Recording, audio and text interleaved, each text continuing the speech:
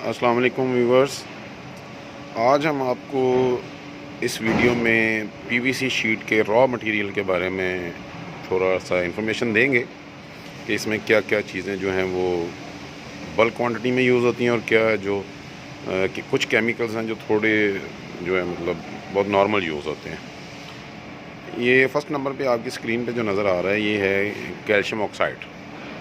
प्रॉक्सीपेटेड calcium होता है ये इसमें एज अ फिलर यूज़ होता है। इसके बिना आपको शीट कॉस्टली पड़ती है। और दूसरा ये है एंग्रो पॉलीमर एंड केमिकल्स का रेज़न है AU67S। इसमें भी कुछ चीज़ें बनती हैं और कुछ इस टाइप का। ये जो आपका गार्डन पाइप होता है ये उसका एक दाना है। ये इससे भी शीटें बनती हैं, शीटों में यूज़ होता है ये भी।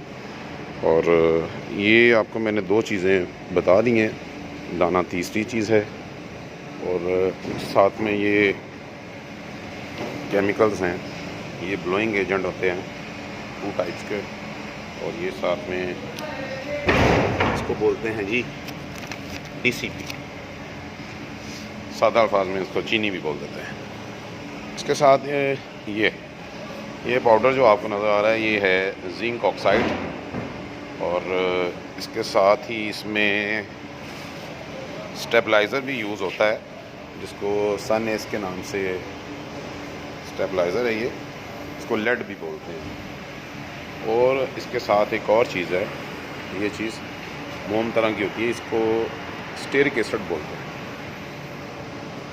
ये यूज़ होती हैं। इसके साथ आपको नील की भी ज़रूरत पड़ती है अगर वाइट बनाना है, कुछ पिगमेंट्स लेने पड़ते हैं।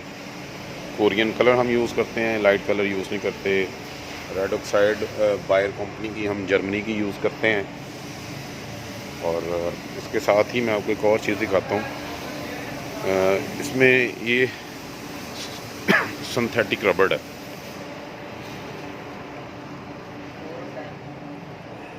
ये यूज़ होती हैं जी। इसके बगैर जूती का बनना नामुमकिन है।